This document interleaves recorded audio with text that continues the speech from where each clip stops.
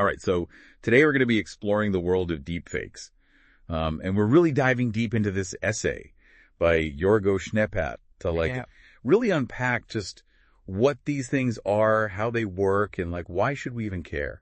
Yeah, and one of the really fascinating things that Schneepat points out is that this whole idea of synthetic media, it's not actually new. Oh, really? Yeah, he takes us all the way back to ancient Greece. Wow. Where they had these inventors building these so think mechanical marvels that could write text or even play music. That's incredible. I mean, it's amazing to think that people have been trying to recreate life artificially for centuries. It really is. And Schneepat kind of zeroes in on artificial intelligence as the real game changer here. Right. And specifically, he points to this breakthrough, the invention of Generative Adversarial Networks, or GANs. The GANs. Yeah, back in 2014. So that's pretty recent. Yeah, it is relatively recent. And then just a few years later in 2017, we get the term deepfake, which is a pretty clever mashup of deep learning and fake. Yeah, definitely. And Schneepat really emphasizes how fast this technology has evolved. So going from, fairly simple manipulations to these creations that are almost impossible to tell from the real thing.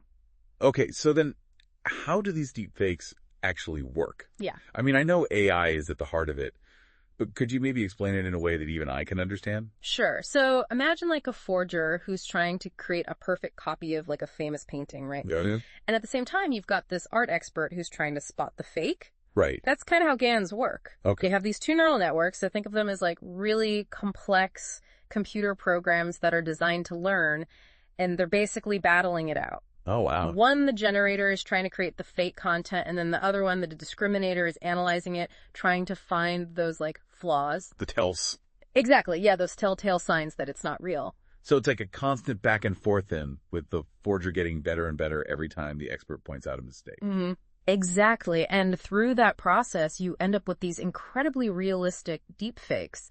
And Schneepat also points to another key player here, variational autoencoders, or VAEs. VAEs? Yeah, these algorithms analyze tons of footage of a person. Wow. To capture their unique, facial expressions, their mannerisms. Right. And that adds another layer of realism to the deepfakes. So if these deepfakes are getting so realistic, like Schneepat says, how can we even tell what's real anymore? I mean, it's kind of unsettling, isn't it? Yeah, it is unsettling. Schneepat really highlights the fact that deepfakes are blurring the lines between reality and fabrication. Right. And that obviously has huge implications. Huge implications. Okay, so let's talk about those implications then. I mean, deepfakes, they have the potential for good and bad, as Schneepat explains. So where do we even begin? Well, Schneepat acknowledges that deepfakes aren't all doom and gloom. I mean, they have incredible potential in fields like entertainment. Oh, really? Like how? Well, imagine being able to bring back a deceased actor for a new film. Wow. Or de-aging a current one. So we could have a whole new movie with a young Marlon Brando. Exactly. That would be something else. It would, and Schneepat even goes deeper and suggests that we could use this technology to recreate actors' performances posthumously. What? Yeah, so their digital likenesses could deliver lines that they never actually spoke. That's wild. It is. It raises some pretty fascinating ethical questions, especially around consent. Right. I mean, it's one thing to use an actor's likeness for a cameo or something, but to create whole new performances. Yeah. It really makes you think about who owns and controls an actor's image after they're gone. Absolutely. And Schneepat also talks about potential applications in education. Okay, so how could deepfakes be used in education? Well, imagine having personalized virtual tutors that can adapt to a student's learning style, or interactive historical simulations that really bring the past to life. That's pretty cool, actually. Yeah. So we've talked about how deepfakes can be used for good, but what about the flip side? Mm-hmm. What are some of the dangers that Schneepat brings up? Yeah, this is where things get a little alarming. As Schneepat points out, deepfakes can be weaponized for misinformation and manipulation. Okay. Think about the impact on political campaigns. A convincing deepfake video could sway public opinion, spread false information, even incite violence. That's scary. It makes you question everything you see and hear online. Right. And Schneepat really drives home the point that deepfakes threaten our trust in the media. Right.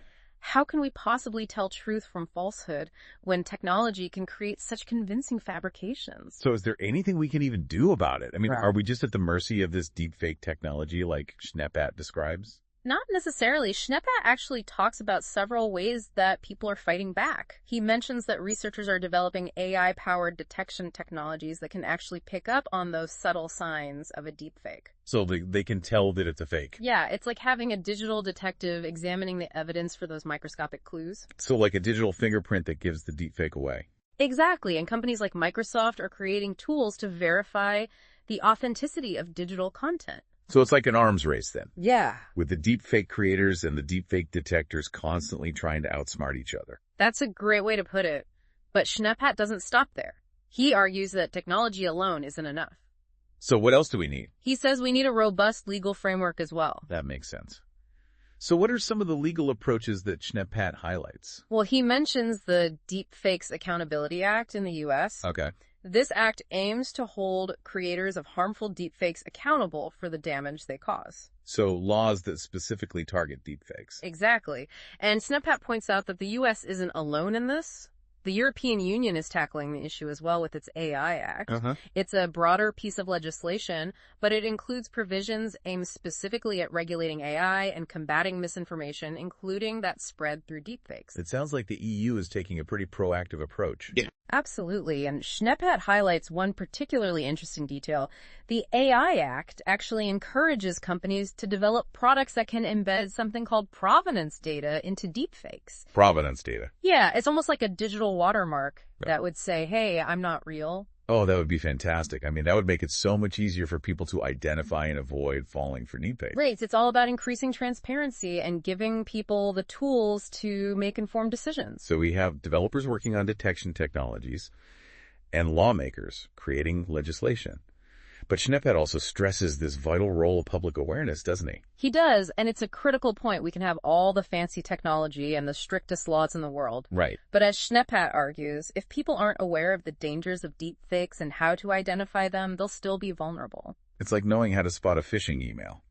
You need to be educated to protect yourself. Exactly. Schneepat emphasizes that we need to become much more critical consumers of information, especially online. We can't just accept everything we see and hear at face value. We need to question, verify, and think critically. It's a tall order, especially with the constant barrage of information we all face these days. It's easy to get swept up in the latest viral video or attention-grabbing headline without stopping to ask, is this even real? You've hit the nail on the head, and that's where education comes in. Schneepat believes we need to educate people on exactly how deepfakes work, how to spot them, and the potential damage they can inflict. So it's a multifaceted approach, as Schneepat lays out. Technology, legal frameworks, and education all have essential roles to play. Precisely. It's a complex issue, and there's no easy solution. But by tackling it from multiple angles, as Schneepat suggests, we can hopefully mitigate the risks and even harness some of the positive potential that this technology has to offer. So what does all this mean for us, the average person scrolling through our feeds? I mean, deepfakes are out there, they're getting better, and they have the potential to cause a lot of harm. What's the takeaway message here? Well, Schneepat leaves us with a very thought-provoking question. Will we reach a point where we can no longer trust our own eyes and ears? Wow. It's a chilling thought, and one that really underscores the stakes of this issue. It really makes you wonder about the future of truth and trust in a world where seeing is no longer believing. Yeah, it really makes you wonder what will happen to society. I mean, to our trust in institutions, to democracy itself, if we reach that point. Right. And that's the kind of critical thinking that Schneepat wants us to engage in. It's almost philosophical, isn't it? Yeah. Deepfakes are really challenging the very nature of truth, but I appreciate that Schneepat doesn't leave us in a state of despair. He emphasizes that we're not powerless in this situation. That's right. Knowledge is our best defense. I mean, by understanding how these deepfakes work and recognizing the potential harm and just cultivating a healthy sense of skepticism, we can become more resilient in this new digital landscape. Absolutely. He highlights the importance of media literacy, being able to critically evaluate the information that we consume. We need to develop those critical thinking skills so we're not so easily swayed by what we see online. So to wrap things up, what can our listener take away from all of this? Yeah. What would Schneepat say is the most important thing to remember as we navigate this brave new world of deepfakes? I think Schneepat would emphasize that the future isn't set in stone. We all have a role to play in shaping how this technology is used and what kind of impact it has on our world. That's a great point to end on. Thanks for joining me on this deep dive into the world of deepfakes. It's been a pleasure. It's been fascinating. a bit unnerving, exploring Schneppat's insights on this powerful technology. Definitely. And to our listeners, stay curious, stay informed, and never stop questioning the world around you until next time. Yeah, it really makes you wonder, I mean, what happens to society? You know, like our trust in institutions, to democracy itself, if we get to that point where we just can't tell what's real anymore. It's a really unsettling thought. It is. And you know what I appreciate about Schneppat's work is that he doesn't just leave us there in that kind of like doom and gloom scenario. He really emphasizes that, you know, we're not powerless. Right. In the situation. It's not inevitable. We have agency. Exactly. And you know, he points to a couple of things. Like one, he talks about this idea of provenance data. Provenance data, what is that? So it's basically like, you know, imagine like a digital watermark that gets embedded in a piece of content, a video, a photo, whatever. Okay. And it basically says like, hey, this has been manipulated, or this is, you know, a synthetic creation. So it's like a built-in warning sign. Exactly. And he argues that, you know, companies that are developing these AI tools, you know, they should be incorporating these kinds of safeguards. It makes sense, but I mean, even with those safeguards in place, it still feels like we're going to need a pretty massive shift in our own thinking, right? I mean, like we can't just rely on technology to save us. Absolutely. And Schneppat really stresses that point. He says, you know, technology is only part of the solution. We also need education. Right. We need to teach people how to be more discerning, how to critically evaluate the information that they're consuming. So it's about empowering individuals to be more media literate. Exactly. And, you know, it's not just about spotting deepfakes. It's about being aware of all the different ways that information can be manipulated and distorted online. Yeah. And that's a skill that's becoming more and more essential in today's world. Absolutely. I mean, think about it. We're bombarded with information from all sides, you know, social media, news, websites, even our friends and family. And it's easy to just passively absorb all of that without really stopping to question it. And that's exactly what makes us vulnerable to things like deepfakes and other forms of misinformation. Right. So Schneppert is really urging us to take a more active role in shaping the information landscape, to be more critical, more discerning, and ultimately to be more in control of what we believe and why we believe it. So to wrap things up then, what would you say is the most important takeaway from Schneppat's work? I mean, what should our listeners really keep in mind as they navigate this increasingly complex digital world? You know, I think Schneppat would say that the most important thing is to remember that we're not just passive consumers of information. We have the power to question, to challenge, and to demand better from the technologies and the platforms that are shaping our world. That's a great point to end on. So to our listeners out there, stay curious, stay informed. And as Schneppat reminds us, never stop questioning the world around you. Thanks for joining us on this deep dive into the world of deepfakes. It's been a fascinating, if a bit unnerving, exploration of this powerful and rapidly evolving technology. It has. Until next time.